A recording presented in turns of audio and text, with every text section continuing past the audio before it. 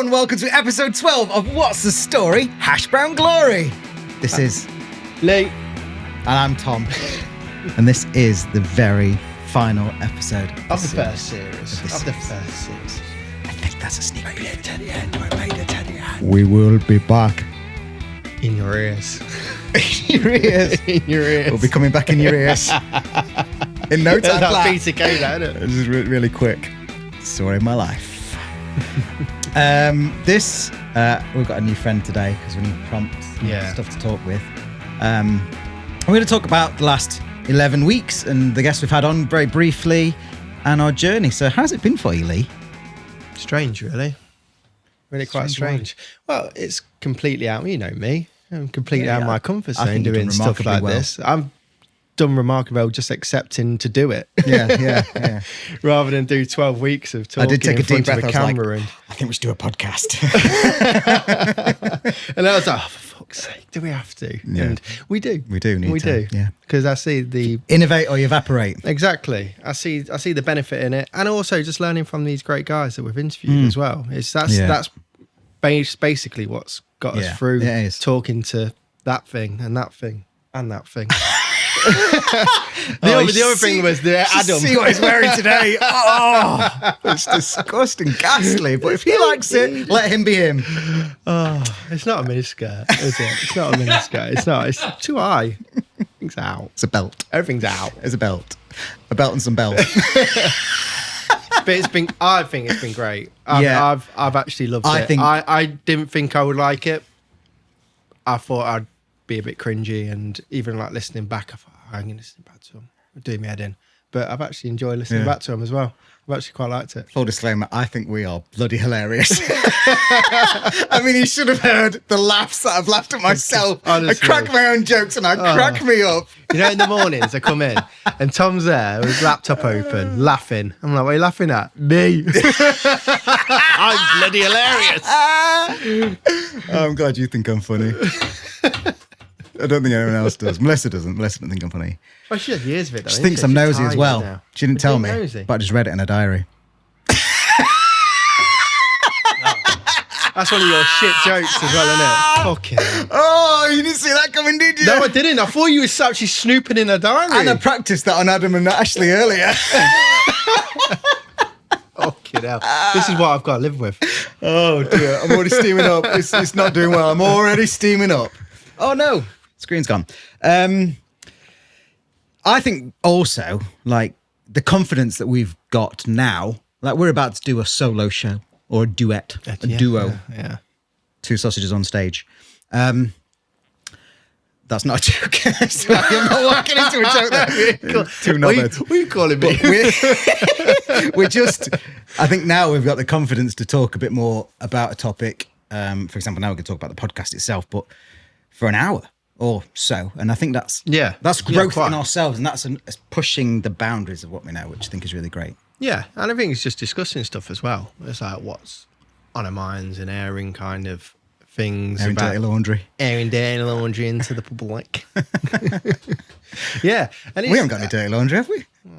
No, I've washed it all. Not yet. Got a dryer as well now, so... Have you got a dryer? Yeah, I've got a dryer. You posh bastard. I know. What did you call me the other day? You bougie bastard. You're fucking bougie sometimes, you are. You got to live the life. Yeah, but we're going to talk about our highlights, little snippets of the last 11 weeks that that have stuck in our memories and stuff like that. What's the biggest thing you've learnt? Don't trust Steve from across the road with any questions. That's one of the biggest things. Fair. He will take it literally. I learned that Finland has no drinkers. That's it. It has none. Well, it's not as many as England or Belgium or Austria. I got that question from men behaving badly. I know. I can't believe you answered the question with facts from men behaving badly. That's where I was going with this. To air your dirty rubbish answers. I was like, the BBC wouldn't lie about something like that. They'll put it in there. The BBC won't lie. The BBC won't lie. They won't lie. Jermaine Jenis.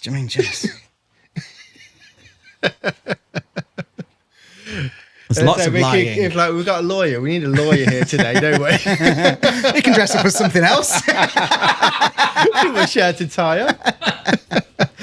But also, like, learning about the people as well. Like Mambo, I didn't know it. He took his guitar, jumped in a lorry in Italy, got to Dublin and busked. I had no idea about that. Like, I've been mates with him for, well, as long as I've been in business, like 12 years or so, 13 years. No clue. Yeah. What?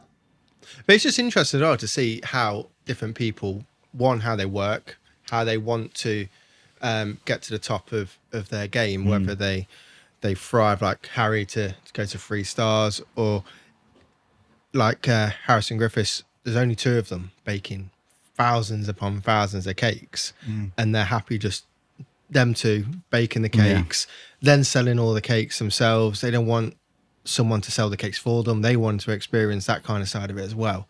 Whereas there's other people like Harry Gurney as well.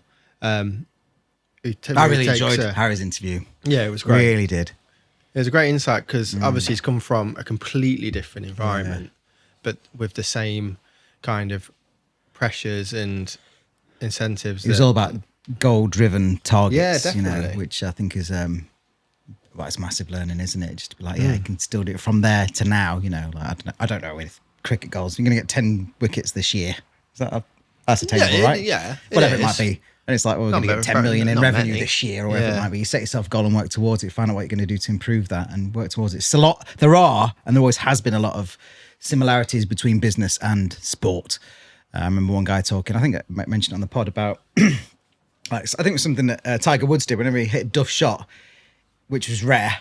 But when he did, he does a lot more now. Sorry, Tiger. He used to like literally take a few steps back, like walk through a door in his mind. Be like, right, that's that one done. And carry on. And you go through the process, don't you? It's like brain matter. If you go through your process, you forget everything that's come before. It's having that kind of calm mind to like carry on. It's like you're saying to one of the members of staff the other day. It's like, if you need to vent something, just talk over in your head for 5 seconds.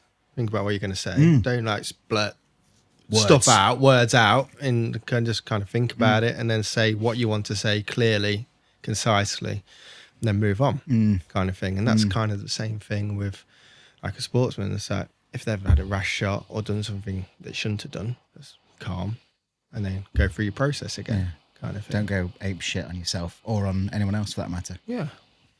Quite. Yeah. I mean, and then we could just keep on talking about cock if you like, as well, from Laura's interview. I said, don't mention it. Don't mention it. You mentioned it as soon as we started. I can't help myself. Oh, news just in. We'll see. Oasis tickets? No, of course not. I've got Oasis tickets, just so you know, everyone. I got into the ballot though for the new one. Have you? Yeah. When's that? Fuck knows.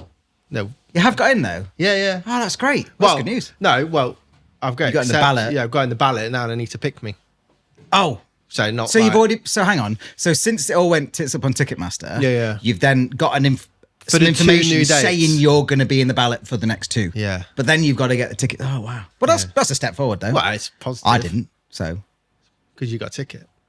Yeah, but I didn't get a ticket on mine. Heather got it on her system. So that's why I was like, maybe I can go twice. Quite. That's why I was like, I'll take you. Yeah, it's been great. We're going to come back and do more, maybe less with guests, more just us. We'll figure all that out, and there'll be no real rhyme or reason to it. It could be like we're really focused on kind of local hospitality and championing them stars around us as well. But we've got Olympians that come to the deli. You know what I mean? We could interview an Olympian. We could interview a sports star. I did have a big idea the other day actually about the podcast. I wonder where we should take it on tour. Like, what if we did a week on tour, right? I love holiday. Adam can pack his fucking tiaras, right? And we go on tour. We take all the kit. We go to a couple of places, record the people. It's going to be proper foodie because I want to eat some decent meals. But like, I don't know, go London, go Cumbria, go Edinburgh, go wherever. Well, interview literally, we've got rock up in the restaurant and jump in the van. Do this in the restaurant. Yeah. Ooh. Let's take a week off. You up for that? I have wanted to kit out a podcast van. We could just tour in, pull up anywhere we want, and record in the back of the van. Not pedo-ish. Oh, flashery. Just fucking fake. Fucking fake taxi, ain't you? Oh my God. It's a great idea, but the pedo van, I'm not so sure on. You need to get it out. What we've just seen. I thought that'd be good fun, though. I think maybe we could work towards that, actually. I thought we could. That'd be right, Giggle. It'd be great fun. Imagine all the bars you can visit, Adam. Do your show.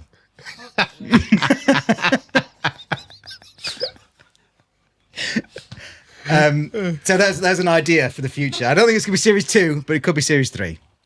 On the road again. So we also had an idea to round off the pod by asking each other questions. Tom interviews Lee and Lee interviews Tom. Yeah. Do you want to go first? I don't mind. I'll ask you first because your questions are better. I've seen his questions. Okay. His questions are better. They are better. They are better. He's actually done some research on this occasion. For the first time this series. Okay. No, I just roll in from the kitchen and say, right, who we got today? What is your earliest memory of food? Earliest memory of food? Probably just sitting next to like buffet tables when I was like 4 or 5. Just mum used to plug. Well, like at the like a party. Comms club or whatever. Yeah, exactly. Yeah. Just like at a party. My mum used to shove me next to the table, just be like, just sit there, stay out of trouble. I'm just chomping on the sausage roll and that. No, that's good. That's good. But I think, cooking wise, it was quite late, really. Secondary school, I was kind of thinking what to do, and it kept on coming back to cooking. What other things were on the cards? Many a thing, but it was always kind of and then come back, cooking kind of thing, and then went into college to do cooking because my mum's dad was a chef in the army, so I kind of knew that. So I was like, that's a good kind of thing. I'll kind of go into that kind of thing. Yeah, and then just went into catering college, and then obviously just got a job at the Hopeless Wanker. I thought you were going to say absolutely slayed it. Catering college, yeah, fucking bitch. I actually did slay it, I've got to say. I was great there too. Yeah. And then just went into there, and then the Hopeless Wanker, so that's in Syston. Yeah, it was just Hungry Horse, but it was just kind of. But all places have their kind of their station within hospitality. Yeah, the things you can learn from it. The things you can learn from going into a place like that. Speed on service is unbelievable. Yeah. It's so busy. Yeah. Like so busy. And to actually work in a kitchen that's that fast leads you into good stead for the rest of what you can learn to cook, you know what I mean, in other places, but to learn to get your speed up to scratch, it is a good place to learn. I got to say, I had a similar experience when I went from my brother and his Weatherspoons. It's a very similar setup in that sense. And there was no cooking actually involved. It was just heating things up and grilling stuff, which is cooking, but, not like what we want to do. And I remember finding the game in it. The gamification of it was to get the food out in under 10 minutes. So it had a counter on the screen and it was like, it was green until it was 10 minutes. Then it went to amber after 12 and then red at 15 or something. I haven't had to put in 15 minutes. And I remember the game of it like, get it out. Right, there's a quick bacon cob and fly out in 2 minutes and be like, what? It was the customer delight at the other end that was the goal. It was fun. Yeah, so that kind of aspect of it. And then obviously I always wanted to be a proper chef, not one of these ding guys. So I applied to go to the case. So how old were you then, and what role were you when you got there? I was leading the kitchen at that point, Hope and Anchor. Yeah, but when you left to go to the case? 19. I think. 19, around about, God knows, whatever deduction that is from my age. About 19. 21 years. 20 years right now. Yeah. He's nearly 40. It was simple maths. Touching. He's normally the mathematician as well. I don't know why that fell on me to do maths.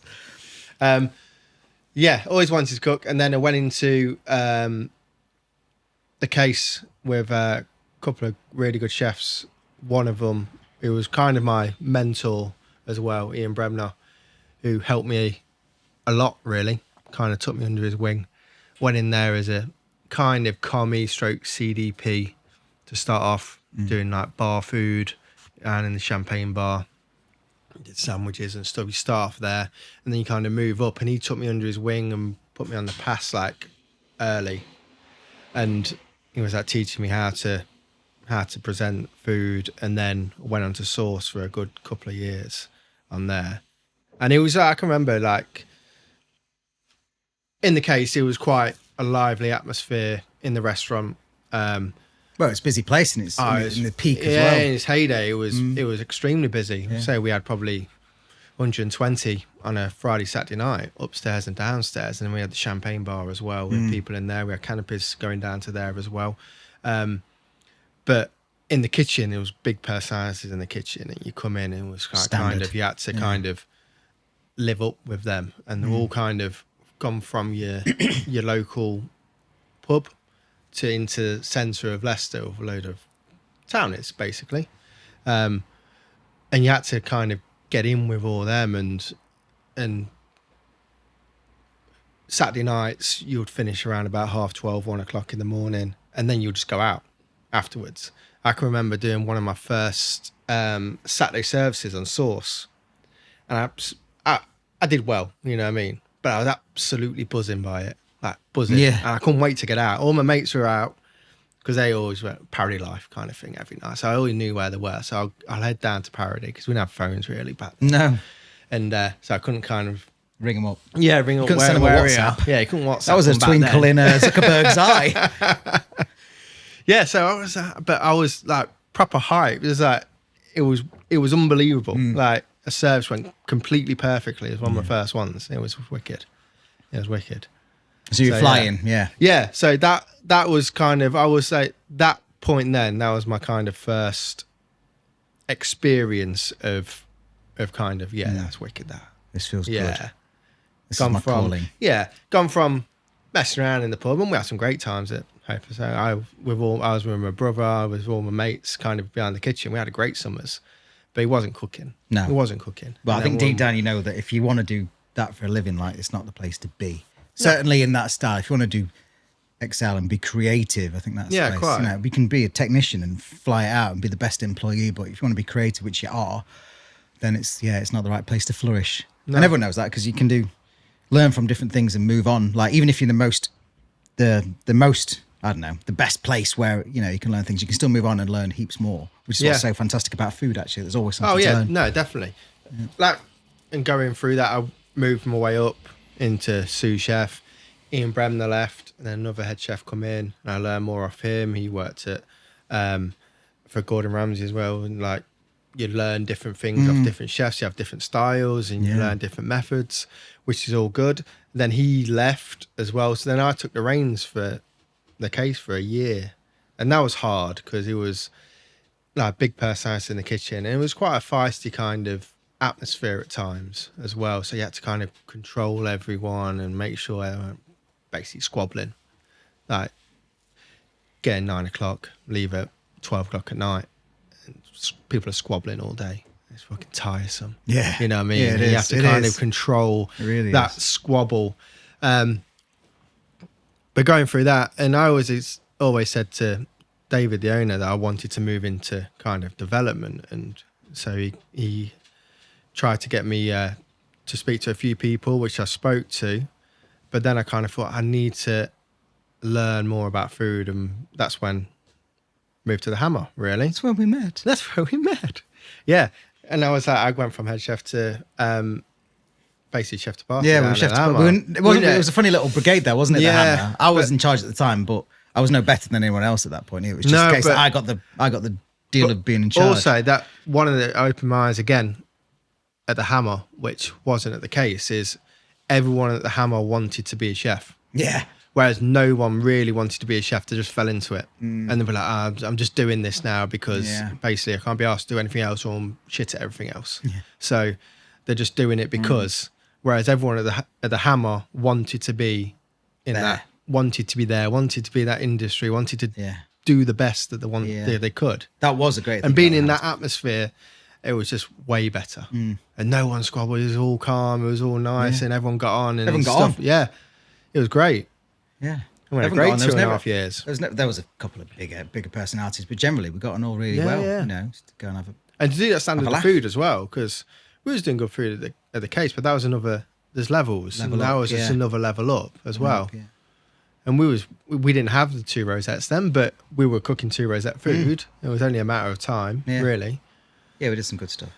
Yeah, so that kind of going into that style of kitchen really kind of helped me as well. That kind of streamline what I wanted to actually kind of produce, rather than a little bit scattergun kind of approach. You see young chefs now like, I want to try this, I want to try this, I want to try this, which was a little bit me at the case. I want to try this, I want to try this, but really kind of focus on ingredients actually at the Hammer, which helped. Yeah, it was a great place to learn at the Hammer, because we basically put on whatever we wanted and showed Dan, and he was like, yeah, sounds good. Yeah, exactly. But obviously, it wasn't as simple as that. It wasn't like we all were good. You know what I mean? Yeah, we all were good. It wasn't like let's put this on, and Danny would just go, yeah, go for it. Yeah, if he was crap, he would say, no, you're not putting that on. This is his place. You know what I mean? Yeah. It wasn't that kind of, but we're all good. Do it. Yeah. So it was rare that happened. Yeah. Well, we obviously crossed paths there at that point, you know, and we won't talk about me there, but, you know, we crossed paths. I left to be in development and was terrible at it, but then you left soon after. Yeah. Also to go into development. Yeah. I always wanted to try it because it intrigued me. Well, me too. And also, I didn't want to be working behind the stoves at 45. You know what I mean? I wanted a career path that... 4 years to go. And I'm still behind the stoves. I'm fucking loving it. But having that kind of... And it learned me completely, because it's a complete 360 on what you do in the kitchens. That kind of fast-paced environment. And it's just stop. And you're in an office, basically. You're in an office with a stove. Office environment with a little cooker in the corner. Yeah. But again, you could learn so much from so many different people there as well. That have been in the industry for years and years and have done everything in the industry and moved to that more development style of way of cooking as well. The interesting thing of that is, well, yeah, you lose all that kitchen speed life, but what you gain is, you change your lifestyle quite heavily when you become a development chef, for the better or for worse is to be debated. But what I found interesting about it all was mingling with the bakery or the production staff on the floor. I was talking about this the other day, and I think it's a really interesting point that, like, before I worked, because I worked at the pork pie factory, before I worked, I'd never been in a factory before. And I always thought that people who worked in factories didn't give a fuck about what they did for work. They just went to work just to make money. Yeah. And that's so not true. Like, there were people in there that just didn't care, but there was the majority of people were uber passionate about what they were creating. Yeah. And I found it so humbling. I was like, wow, I'm so completely wrong about this. Yeah. Like, one guy was passionate about the pens that they had because there were 5 pieces of a pen, and they knew that if there was a piece missing, they knew exactly which piece to find in the pie or whatever. You know, like, they were passionate about the pens that were allowed into the bakery, for example. Yeah. They're also passionate about the products as well, but that's just one thing I remember. He was really passionate about the pens. They were all like, yeah, and we're going to see this new piece of kit move, we're going to make this new line, and they were all really excited about it. And I was like, holy fuck, I thought you just slung the stuff out and didn't give a crap. And it was a really humbling thing. I'm glad I shared that on the podcast. There you go. So just talking about the development chef then, and you produced a lot of products over that time. It was 5 years? No, it was more than that. It was 9 years. 9 years. 9 years. Like one of the things that said, like, one of the development chefs said to me when I first started, I was like, oh, you used to cook for 80 people in a restaurant or something, and you get 80 people to try your food.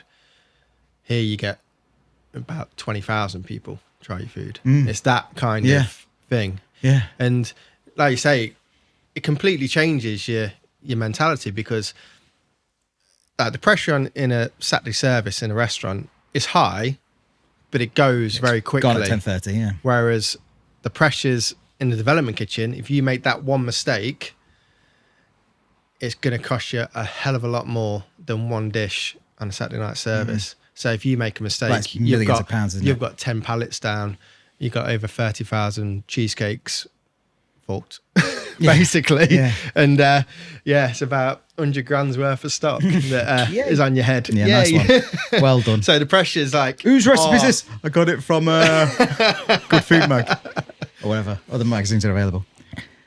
And what was, well, like I said, you made hundreds of products, but what's the one you think you're most proud of?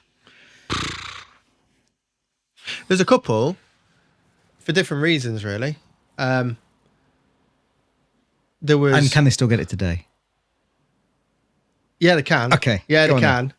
I think so. Go on then. It's been a few years, but I'm fine. sure. Yeah, I was one of them geeks that They'll be in the freezer somewhere. I'll be one of them geeks that would go into a pub, like a chain, I've been with you a when you've chain done it. pub. And be like, I made that. I That's made mine. that. That's mine. That's mine. You can get my thing at Paco Arms. We're like, shut the Actually, do you remember that? I think it was when Instagram first came out, or Instagram ads started, and one of your products showed up on my feed. Do you remember that? Was it a burger? No. Mediterranean vegetable tart? Yes. Fucking that went everywhere. Yes, it was a Mediterranean vegetable tart. And I was like, because I knew what Lee did, and I was like, what is this? A screenshot. Is this like yours? It was like a pesto pastry. Yeah. That I'm proud of that one, because one of the most proud things, I helped design a brand. So I worked for a frozen vegetarian and dessert company, and to get into a macro, to get into a breaks, we didn't think the brand that we had was strong enough, so we created a new brand. Yeah, and we call it the Fat Chef, because most chefs are fat. No, just because we didn't think vegetarian food should be kind of portrayed as the green kind of healthy kind of food. It can be indulgent, it can be kind of rich and like Fat Chef kind of thing. So it was quite cool coming up with all them and designing the boxes and doing all the kind of photography as well for the boxes. And the Mediterranean vegetable tart is one it's still in macro now. It's in countless pubs as well. Gets kind of churned out everywhere kind of thing. So that one, the biggest product that they had as well was the onion loaf from Millers and Carter. Oh, yeah. I changed that to gluten-free, which was a big project, because obviously it's worth a hell of a lot of money to the company. It's like it is their biggest product and always probably will be.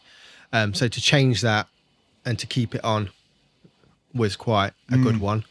The other one was cauliflower wings as well.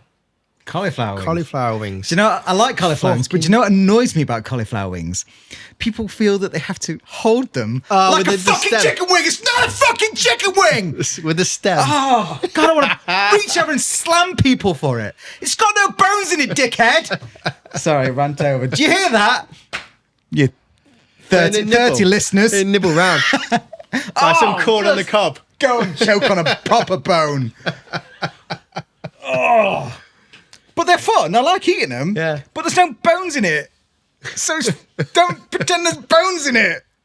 Sorry. Ooh. There we go. You got that off your chest. Yeah. I'm glad I told more than one person. I told more than one person at the same time as well. They're fucking... Where's the beeping noises? Beep, beep, beep, beep, beep. I'm steaming up again. Woo.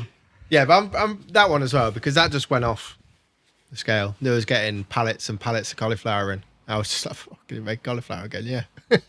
It was fresh cauliflower. Hilarious. No, well, yeah. No. And was it dusted, breadcrumb, battered? Coated in a batter and then roasted. So they just had to basically chuck it in the fryer. It was a good product. And that was... So hang on, you're going fast there, and I think the people might be interested to hear that. So it gets, the cauliflower gets dipped in a batter and then put in the oven on a conveyor. Yeah. So... Yeah. It's like a tumbler, but this tumbler is probably around about 8 foot. So you chuck all the cauliflower in. You'll make a slurry, like a batter. It was a polenta, like kind of polenta barbecue saucy batter. Right. And you coat it round, and you're going really slowly, kind of, so you don't break up the cauliflower. And then you basically decant it onto trays. And it goes in florets though already. Yeah, already flattered. Yeah. And it goes onto trays. You spread it out, and then you just kind of set the batter. Yeah. Just so, and then you blast freeze it, so they're rock hard, and then you just bag them up, and then at the other end, it's on Marsden's. It'll be on Mitch and Butler's, Green King. It was on everyone. And that thing, and they take it and chuck it in the fryer. Yeah, just literally take it from the frozen, chuck it in the fryer. It crispens up really nicely as well. That was a product that I took to the fated interview where I got my job where I was about to move before, right, which got me the job as well at the other place. That then they soon cancelled during lockdown. The big day. But yeah, that was a good bit of development as well, because we went to a vegetable producer, and we had basically loads of different types of product that we could buy from them in Lincolnshire, and they shown us stuff we can do, and they shown us a cauliflower wing, but did it completely different to the way we did it, because obviously the process in the factory is different as well. You have to stick to them type of processes, and you can't really go to anything mind-blowingly new for the factory, because obviously the investment in new machinery, and you have to make sure engineers need the bill. You have to make sure that you get the product listed on a big customer before you basically get new machinery and new equipment. And this was only going to be a small trial, and then it got rolled out, and then we showed it to someone else, and it got rolled out there, and then again snowballed. And it just went on everywhere, to be fair. And it was good. I think that is still on. I know that's still on. Okay. But yeah, them three, I would say billions and billions of cauliflower wings eaten. Fucking millions. Yeah. Give us a, like, he talks about the cheesecake's gone off. Give us like an example of the volumes. Like, for example, like, do you think you could calculate how many have gone out since then? No. The onion loaf is Dolaf's is basically a ton of onion. You get a big box. It's called a Dolaf, and it's a ton of onion. Dolaf. That's like a mix between a character from Frozen and Homer exclaiming Dolaf. A Lord of the Rings character. They used to get a ton of onion. Used to get 8 of them a day. And so get 8 tons of onion delivered a day. Yeah. And that gets cooked down? Basically gets, again, tossed for a batter, and then gets deep fried in trays, and then gets taken out, frozen, cut, sent away. Oh. And then 8 tons a day. 8 tons a day, and they're on it 5-6 days a week. A day of onion. Yeah. Let's think about that. It's 8 crazy. Tons a day of onion. It's absolutely crazy. And if, like, the onion has to be specced to the right size, it has to be unbelievably fresh onion as well, because any moisture gets in there will completely fuck the batter, the fryers. It will just, it's a good old. That's a lot of fields of onions. Is it? And it's just, and we was. I don't think we all appreciate how much food there is. We was a tiny manufacturer as well compared to these big boys. These big boys were doing probably 10 times what we was doing in sales. People that listen to, or watch like Inside the Factory might enjoy this, because it's it's like that. I remember going and doing a couple of interviews at the Sandwich Brothers factory, and it was the potato factory, and there's literally like a reverse waterfall of potato there. So there's like these big spirals that take potatoes up, and they all go off into the different, like, they're going to be dough or mash or roasty or whatever, or parmentier potato, whatever it might be. But you just see like these potatoes going up, being rinsed as they go, like, bye-bye. Potato left. I still love watching them shows. Nuts. I really do, because you see I think the fish finger one, where they actually cut the frozen, like a block of fish into fingers, and it's still frozen. They batter it, fry it, and it's still frozen in the middle. It's unbelievable. It is, isn't it? Yeah. But yeah, there's things I miss about it. I miss some of the people there. Only some of them, though. Only some of them. And the work-life balance was, obviously you get weekends off, so spend it with the family was great. But as well, I prefer what I'm doing now. Yeah, okay. 1,000,000% kind of from what I was doing, because you're working with the projects we're working with now. It's like night and day to that. It was all on costs. Like the penny pinching, like half a p. Like, and that obviously means a lot when you're buying 20,000 of one product. So I understand why they do it, but I don't want to be in that kind of world where you are penny pinching on quality. You're literally reducing the quality down for them to make more money. Whereas I'd rather make a better product. Yeah. And it's not that, and development as well, it's not down on the best product. Like, no, you could have the best brownie there in the world, and it could be 1p over the shittest brownie, but you know which one's going to win, and that ain't right in my eyes. No, so, that's what I didn't like. You come up with these wicked products, and actually, like, no, you know it's not going to win. It's like we had tenders out for brownies, and you knew you weren't going to win because you knew it was just a price exercise for them to knock the price down on the person that's already got it. Yeah. So you would be competing for months and months and making endless samples of brownies and using up half your time on this tender that would be massive if you won it. But you're not going to win it. You're not going to win it. They just want to knock a couple of p off the price. Yeah. So it's all just, there's a lot of... Couple of p off the price. Couple of p off the price.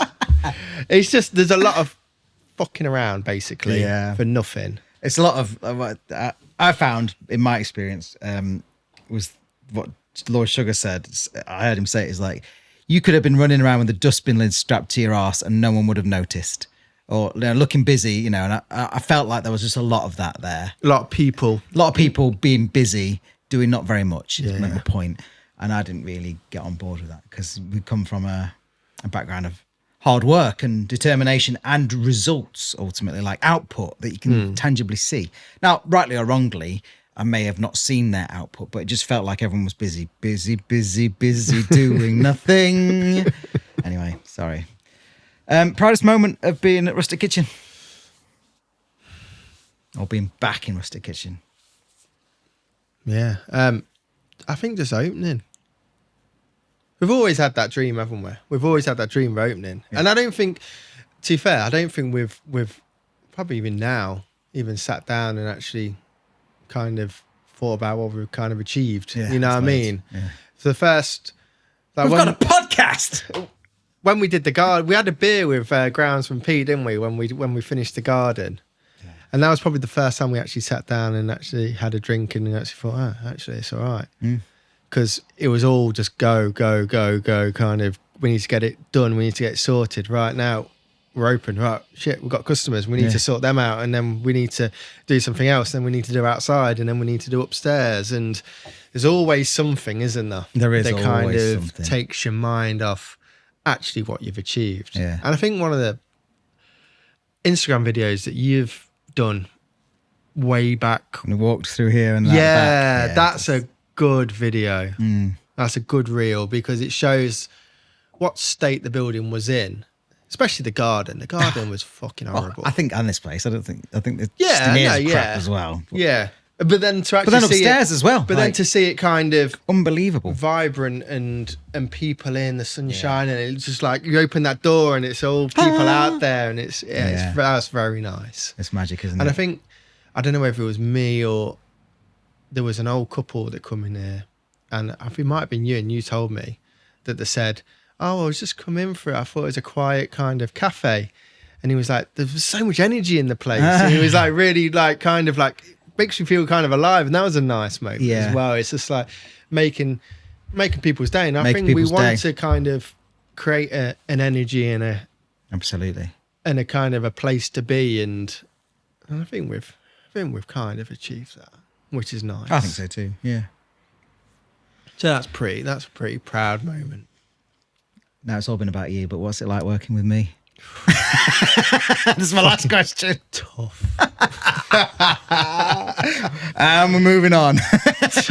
move on. No, it's not. I honestly, I've said to a lot of people that I can never have got this place to this stage without you and your kind of knowledge and experience of owning Rustic Thomas Caterer for like 10 years and kind of teaching us all that kind of what you do, kind of other like the business kind of element of it as well. I know I can sort a kitchen out. I know that. You know what I mean?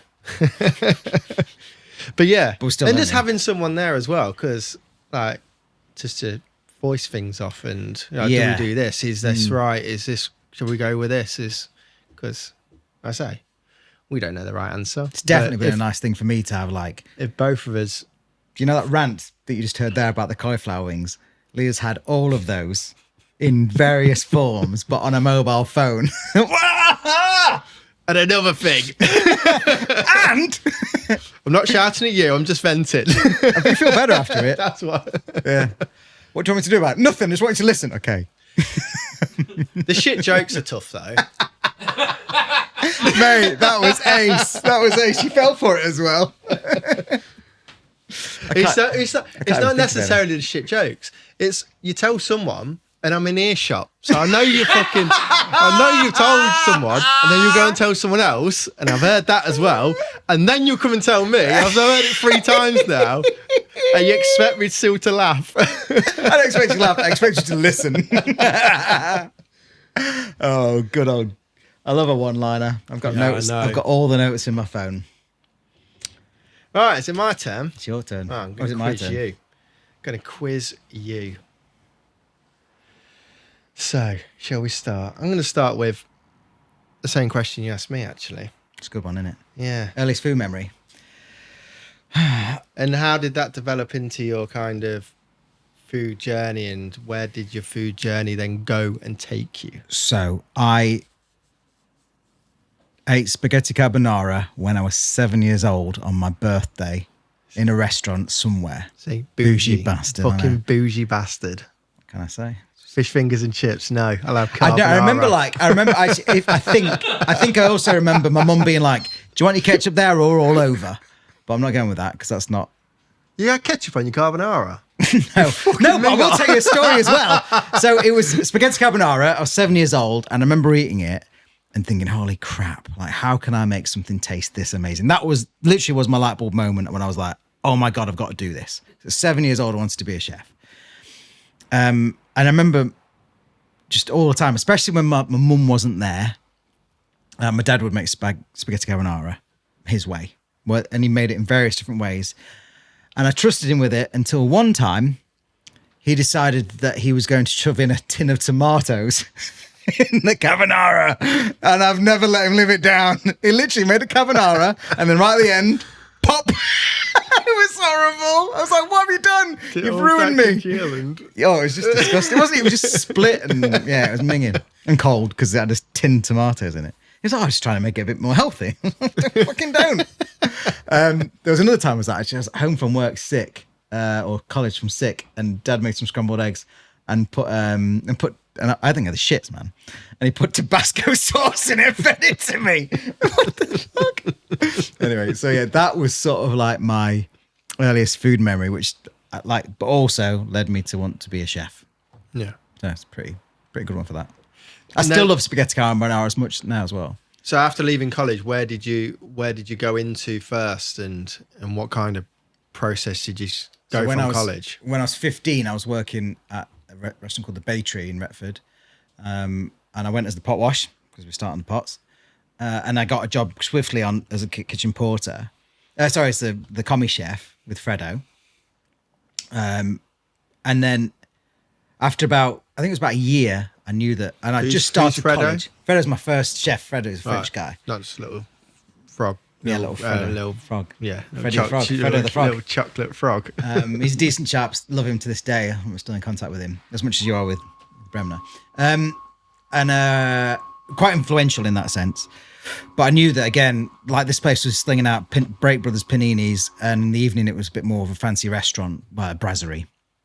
I knew wanted more, and there was a place opened up near Bawtry, near where I'm from again, called Chimneys, and they had Patrick Thompson was the head chef there, and he had run the Roux Scholarship first time round at 22. So I think it was the 1998 Roux Scholar, and he'd won that, and it was like this, you know the Roux Scholarship, everyone knows Roux Scholarship, it's synonymous on being excellent. So I went there, and he asked me the same question: what was your earliest memory of food? And I told him that and got the job, basically, because he said, as long as you said, how long did you want to be a chef? And when I said 7 and I was 17, he was like, well, you got the job. He wants to be a chef 10 years. And learned so much. And I remember my hands, I was allergic to shellfish at the time. Weirdly, I'm not so much anymore. I know, you write these things, but dry hands and shellfish and cracking lobsters and crabs, and my hands were red raw, like that, but all over. Yeah. Minging. And just grafting, doing picking frisée. I see people picking frisée. Even now, I'm like, oh, that's so wrong. But you just can't make money out of the little sticks. Yeah. Like, you've got to serve the whole thing, and it's just as good, to be fair. But it doesn't look as pretty. But I remember picking them out. Oh, picking salad was like it was like me cutting my teeth, picking salad. And also with his brother Robert, who is forgive me if I'm wrong, but he's the youngest person to retain 2 Michelin stars. So he ran Wintringham Fields. And when Jermaine Schwab and Annie sold the restaurant, he took over with new ownership and retained the 2 stars. So he didn't win them, but it's a bloody good job to retain them anyway. I think it's just the same, to be fair, maybe even a little bit harder. Oh, you need a standard, don't you? Yeah, and he kept a standard. So they were brothers, both brilliant. And then the restaurant closed. So off I went to France, which I was 19 then, and bummed around a lot. Didn't do very much. Well, I worked hard. You went travelling? Yes, I knew I wanted to move abroad. I wanted to go travelling. You didn't go to a restaurant, work in a restaurant, but you went travelling. At that point, I had my file of recipes and a Gordon Ramsay cookbook in my backpack, and went, and it was actually Gordon Ramsay's Sunday lunch I think I took. Why, I don't know, but I did. I think it's because I knew that it'd be quite easy to do, but anyway, I took that with me, and it was a passenger boat for 8 or 6 people for the Orient Express, and I used to cruise down the river in France, smoke 20 Marlboro Blues a day, pastis at lunchtime. Nice. I wasn't driving anywhere. Occasionally throw a rope onto the side and moor up. Well, we did that once a day, and just do the food that I wanted to do. So it was really nice. But I didn't learn very much. I did that for 4 years, and in the off season, I used to go traveling, like Asia and Africa and Australia and stuff. And at that point, I knew that after 4 years of doing that, I met Melissa actually in the off season when I was traveling. In Australia? In Thailand. In Thailand. Yeah. I knew that I couldn't carry on doing that because I was on my own. I was 23, I think, by the time I left. I don't know the timescales. It's a long time ago. But I was still a young guy. I was still a young chef. I knew I couldn't do this forever. So I got back and worked for my brother in Wetherspoons, obviously. Nice. I went to Australia, came back, and then settled down with Melissa. Did a few other bits and bobs, and eventually ended up, I went to London for a bit with catering, and then went and worked at the Hammer where we met. Mm-hmm. So it was quite a varied start to my career in that sense, that I did a lot of traveling. I really wanted to make sure that I traveled when I was younger. I remember listening to people just telling stories of, they went to Australia and, and saw camel racing, and just was like, I've got to do that. I didn't really like where I was from anyway, and I didn't really have that network that a lot of people do. And it was easy for me to break away. And my parents, I got that job in France, my parents split. I didn't have anywhere to go home to anyway. When I moved to France, 2 months later, mum and dad retired basically, and mum quit, and they moved to France anyway. So I didn't have anywhere home to come. So I didn't feel right to return. I didn't return home officially for 4 years. Oh, really? So it was good. Yeah. Oh, cool. So you talked about development a little bit. So you moved into the development arena for 6 months to a year. What was it that intrigued you about it, and why don't you think you liked it? I wanted to do it because I knew that I wanted a better lifestyle. Yeah. Working at the Hammer was hard.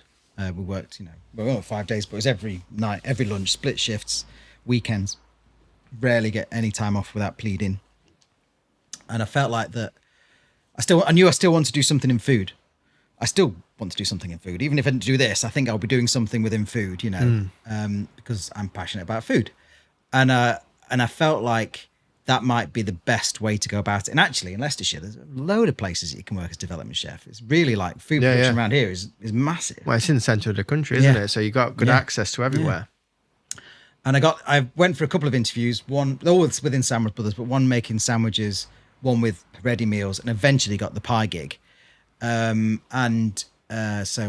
I am still remain to this day to be passionate about pies. I am an award-winning pie maker. Do you think working at the pie as a development chef at the pie place, do you think that has led you to go to the pie awards and absolutely and focus yourself? You know why? You know, so the reason that I entered the pie awards and I've cleared up my goal, I think I've said this before, is to be Grand Supreme champion in the pie awards. But I've won best steak and cheese pie, best vegetarian pie, and best chicken and vegetable pie classes, like the country one. So I'm very proud of that. But the reason that I entered was to piss the people off at the bakery, because I got marched to the boardroom a few times with HR. I was just head teacher. I was crap. I was disengaged. Yeah, it was. I was crap. I was disengaged, and I wasn't really loving it. I didn't really know what to do. There was no direction, so I couldn't. I couldn't flourish. You definitely had a better run from that. In what sense, I don't know, but I know that you took a duck to water, and I was just like, I don't know what I'm doing here.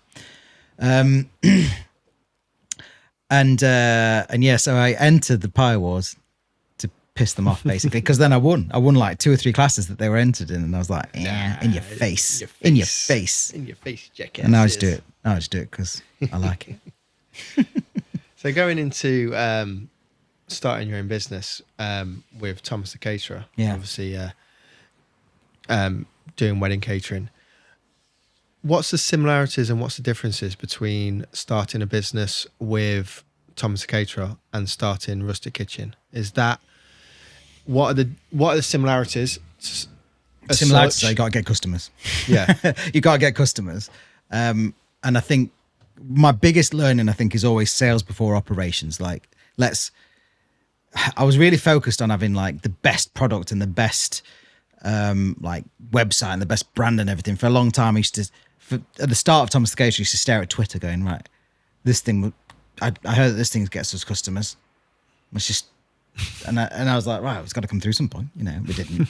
And I eventually got a website and got ads pointing to it, and because I haven't got a shop front either, so you got to do it all online. The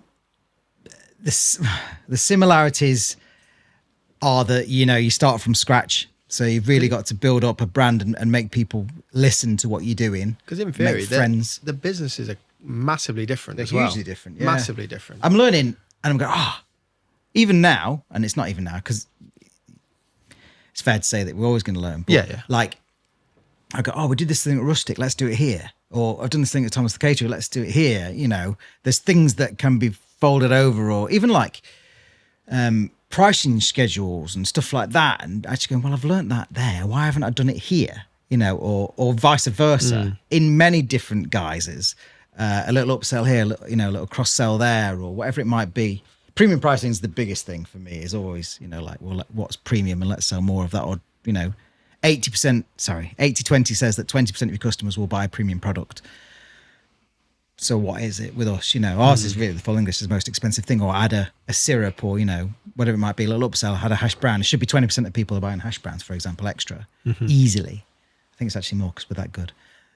But that's the rule, and it's the same with Thomas the Caterer. I used to charge more for me being on site because I'm the premium product. There's just things like that you can learn over time that I think is quite exciting in business for stuff. So the differences that I have you, and like you just said earlier, which I didn't have that at Thomas the Caterer and always wanted, would have been great to have a business partner. A sounding board, really, isn't it? Yeah. Is this a good idea? Isn't this a good idea?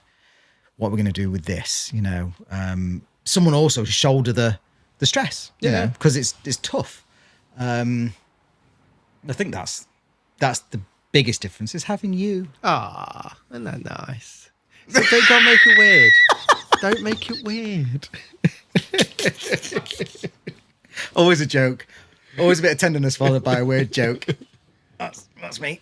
So starting Thomas Caterer, I don't know if you can put this into a scale. Do you think it's been harder to get off the ground, Thomas the Caterer or Rustic Kitchen? Is in what Like, I think rustic was easier. Yeah. There was a lot of time when I was very poor, but that's, I guess, because I had income from Thomas the Caterer. Yeah. I feel like this went a lot faster. This went a lot faster. We were in lockdown. Momentum. Yeah. There was momentum from the start, and that's what led us to even think about doing this place, really, wasn't it? Because the momentum that we felt. Yeah. On the shop front kind of thing. Yeah. It was. I felt like we had. I think I know that guy. I feel like it was straight out of the gates, boom here. Whereas with Thomas the Caterer, it was. We did 12 weddings, 25 weddings, 100 weddings. I really think I know him. And it's sort of 100 weddings. Did I just say that? 50 weddings. It built slowly, but it's in wedding catering, you work in 18 months in advance. Yeah. I change something operationally, and it takes, I would say it's like turning a boat. Like, it takes fucking forever to turn a massive ship. Like, you've got to, it takes 2 hours, not 2 minutes to do, right, we're doing this from now on. Whereas that, you got to run out everything you've told everyone, or we're never doing, I don't know, dry ice. Dry ice is a bit of a pain in the butt, actually. I'm charged way more for it now. But like, there's still stuff in the diary for dry ice at no money. Yeah. Or, things that operationally it's a pain in the butt, but you've got to run them out. So yeah, we don't do dry ice anymore, but we've still got to get to those bookings in 18 months to change it. Yeah. Does that make sense? Yeah. Or awful too much. So that's a good thing about Rustic, is that we can think on our feet and we can implement it immediately. Implement it immediately. Yeah. I say we've had a bit of a thing with, we want to alleviate the stress from changes to the menu, really. And we've had a couple of ideas, and one idea, it just didn't work, did it? Really, it didn't work. So we've literally just changed it. Yeah. So flipped it. And that's just learning. So we always learn, and listen as well. I say, because we don't see all our ideas as being the right ones. We see the information that's given to us from our systems that we have, and we implement them. Like you're saying, you can't implement them instantly like we did. We did it within like... Well, we had a meeting. Yeah. Changed it that day. Yeah, quite. Yeah. Whereas you have to beautiful. Wait. That's so you have great. to wait. It's so great. 9 months. 18 tomorrow months. there might not be, we don't rarely do this, but another example is, tomorrow there could be a crumpet on the menu, but there's not one on now. It's as fast as that. You can trial an idea and get it on or off immediately. This weekend we've had 2 specials on that are going to go onto the new menu.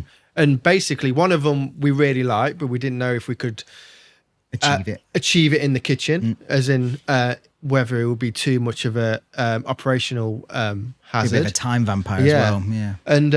And the other dish we knew tasted lovely, but we wanted the people to taste it and see what they felt about it. So having that like luxury of instantly going, right, we're going to put a special on. Let's put it out there. Yeah, I've got to with Thomas the Caterer, we've got to launch it on social media and see what the reaction is. And then you've got to try and sell it to someone's wedding. And then it's 18 months down the line. It might even be it might even be on Vogue then as well. Like it's tough. Like what we're doing is almost catching back time.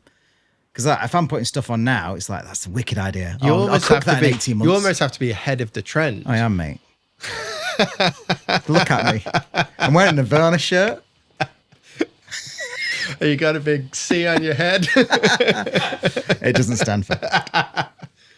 It's round corner. I'm a fanboy. I love them. What stage of Rustic Kitchen have you been either most proud of, or have you enjoyed the most? Going from market stage, going from homeless stage, going the build, all the way to kind of now. I really enjoyed the refit. If it wasn't so expensive, I would definitely take another rundown building and do it again, because I really enjoy that. I enjoyed the learning of and the problems. Like I'm looking at the counter now. The counter, fucking hell, was it doesn't even look that difficult. It's basically a slightly off angle thing. We had so many drawings, much head scratching, and so stuff. many different. But I loved drawings. it. I loved trying to fit it to figure it out. We're gonna have a zinc top on that, and it was gonna. I would still like a zinc top on it. I can remember the chippy going, "Have you guys made a decision yet?" And we were like, fuck off, mate. We're going to have to live with this. Like fucking 10 minutes of your time, pal. Yeah. Go and have a cup of tea. Yeah. It was, but I really did enjoy it. And, all the thing. The skirting on the roof. I still love that. I love that every time. Whoever's watching this or listening to this, if you are, on the roof. Come in, look above the clock. The skirting the board workmanship is on just... the roof. It's fucking genius. Adam, seeing if he can... Oh, he's going to tilt the cameras. There we go. There we go, guys. Have a butcher. Yeah, look at that. Me and Rennie did that on a Saturday morning because there was a massive hole there, a massive gap, but I did not want to pet. I should now. I should get Steve back to replaster this, but the ceiling was terrible, but there was a massive gap, Yeah. So I shoved some skirting on the roof. But that sort of thing is, it does work. I enjoy the fit out, but I love it being... I love the cafe being open, having a real buzz. I love, it's like the Tom show over there. Like, I am the cheekiest bastard sometimes. The Tom show. And still get away with it. And it is fun. I like talking to people, being cheeky. And knowing that we're serving out amazing stuff, Yeah. like from the coffee to the cakes to the crumpets, man. Like, it's just ace. Everything we do is great, and I say it's fantastic. One of my proudest moments is actually the awards night of thing, because that was a great night, and a lot of the people, all our full timers went to the awards night. We had a great night. And to actually come walk, we got nominated for 2 awards, which was great. And that was we were just there for the laugh, really, weren't we? We was up for best breakfast and best casual dining, and I was like, we're going to win best breakfast. Fucking, you know what I mean? You don't give us all this hype, and we don't win the best breakfast. So I was pretty confident with that. But casual dining, there were so many great people in that category. Yeah. And when they called our name, it was fucking just shock. I was like, fucking hell, we've just beat a load of pubs and that. I was like, it was wicked. Yeah. It was cool. That was really proud. That was a good night. I liked, taking Grounds and Pete and the wives as well. Just say thanks, because behind us are very supportive wives as well. Oh, massively. I know we did that night. We bought them dinner. But but we've had loads of help along the way. Like you say, Grounds and Pete, bless him, he's put all them cobbles down. He has retired now, though, hasn't he? I've not seen him in months. He's got loads of jobs on his list. He's got about 15 holidays, that's why. Loads of jobs. Well, can you put this shelf up, Pete? We pay him too well, that's why. He's going on all these holidays. Yeah, I think that they're my prize. The bits I enjoyed the most, the refit, and then just having fun with the customers, delighting customers, but that's constant. Yeah. What would your advice be to a chef looking to take the plunge into getting their own place or starting their own business, whatever it's outside catering, if it's a restaurant, cafe, whatever? Well, outside catering is sales before operations. Just go and make sales and then figure out how you're going to do it. That's absolutely what we did at Thomas the Caterer, and I'm proud of that. I had 4 or 5 bookings in the bag, and I was still working out my kitchen at home, and I was like, right, I've got to go and get myself a kitchen. But I knew that one gig would pay for the rent for that year, so that worked out well. I was like, well, that's one. I'll pay for my rent. Anything else is winning now. Looking to start a cafe, I would also say what we did. Well, I know what I did in the sense is knock on the door and go, who owns this building? Can I speak to them? I'd try and get something off market, not on the market. Would be my because we weren't rushed into it, were we? No, we had a lot of time to kind of gather funds together, really. Yeah. Because obviously we weren't fighting against someone to kind of get in there first and put a deposit down or whatever. No, and it was just you can have it then. It wasn't a case of trying to prove yourself to the landlord, or it's just better. I just think it's better because as well it's almost, if you see a sign on a building and it's there for months and months and months, oh, someone's taken on the old milliner's house, then it's almost tainted with a bit of, what do they say?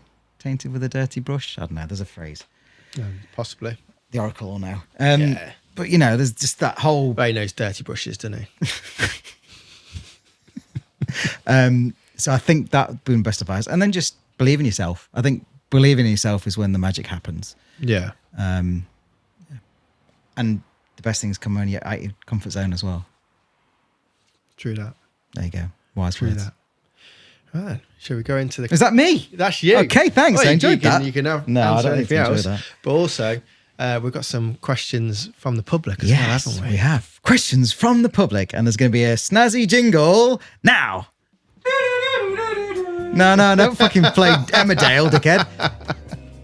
We'll have a new jingle for letters from the listeners, or questions from the listeners.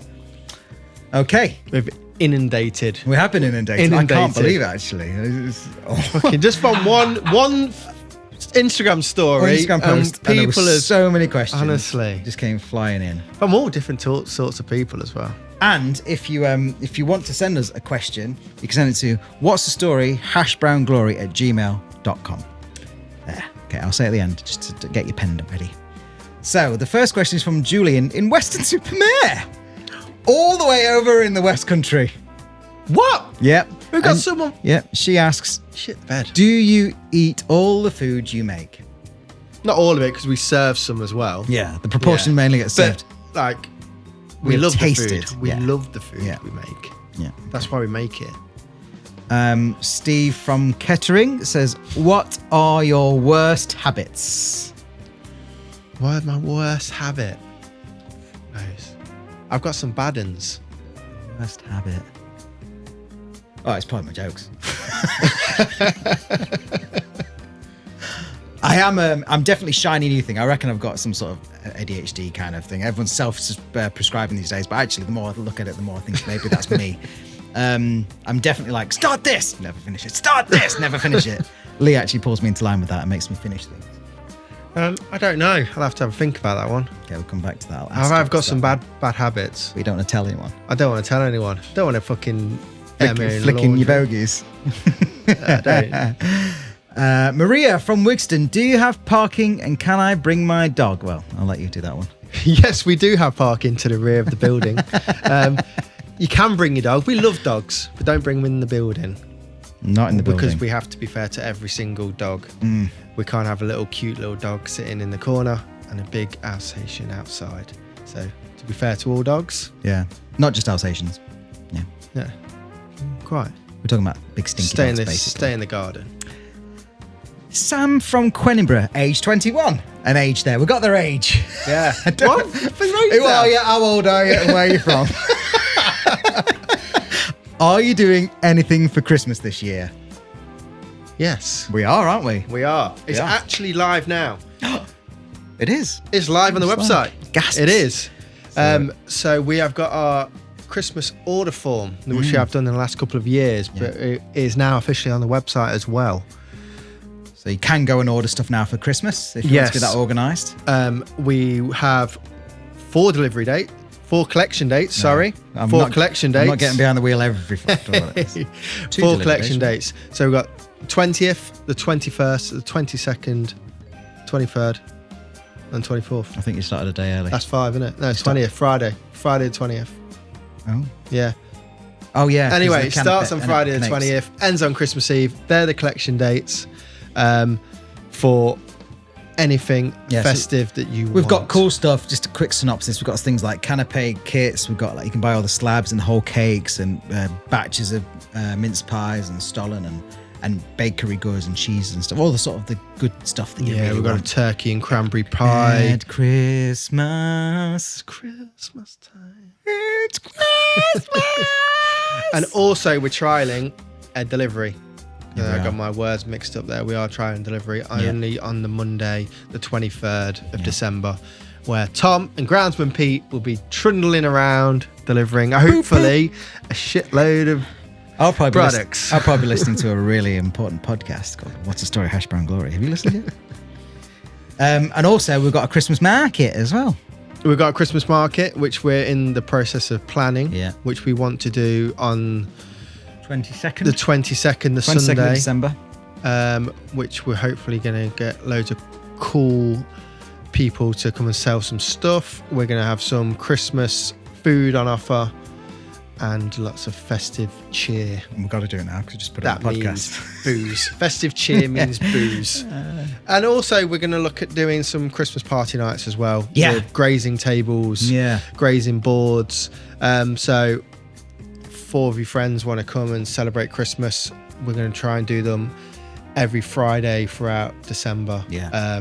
But we're still working on times and So get in stuff touch like if that. you want to, So, yeah. and we'll sort you out with some sort of thing. So yeah, Christmas is packed. Start your email with "I've listened to the podcast and I want a Christmas party."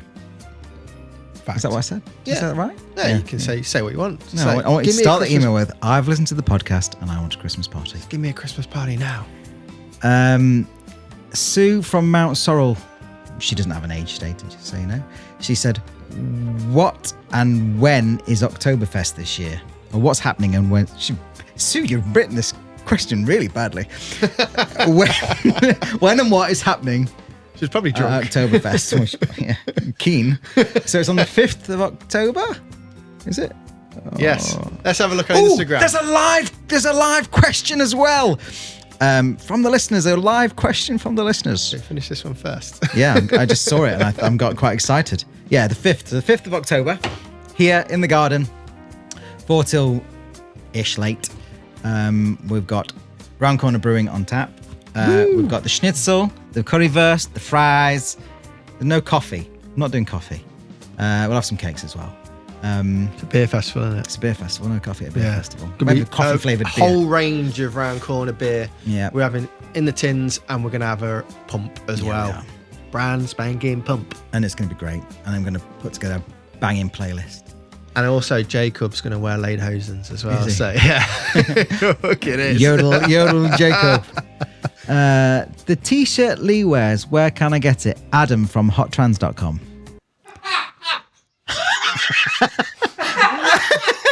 Do you mean that's Adam? I don't know. Someone. Adam from hottrans.com. It's got to be Adam. It's got to be Adam. Wow. Well, you can get it from here. Well, yeah. Anyway, all the merch is for sale. I'm wearing a Bar t-shirt, so that's not me. So we've got hoodies, t-shirts, caps. caps. Please, someone buy a cap. Someone's brought a cap.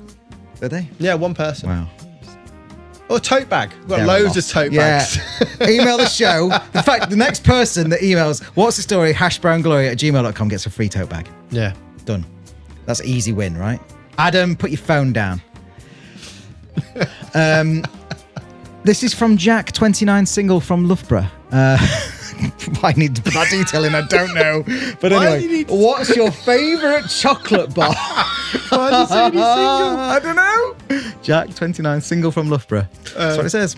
What's Don't yours? question the questions. Well, I'm not questioning the questions. I'm just saying. Mine, well, I love a Snickers. Snickers. Throwing out there. Just a little bit nutty. A little bit nutty, Austin. I actually am pretty, but I like fruit and nut. Just like a fruit and nut. But I did used to really, and before they discontinued, a fuse.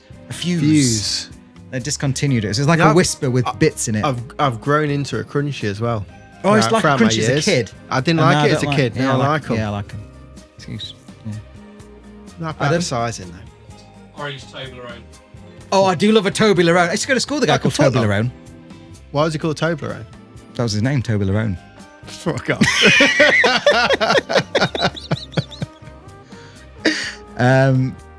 Neil Peel, 40 plus.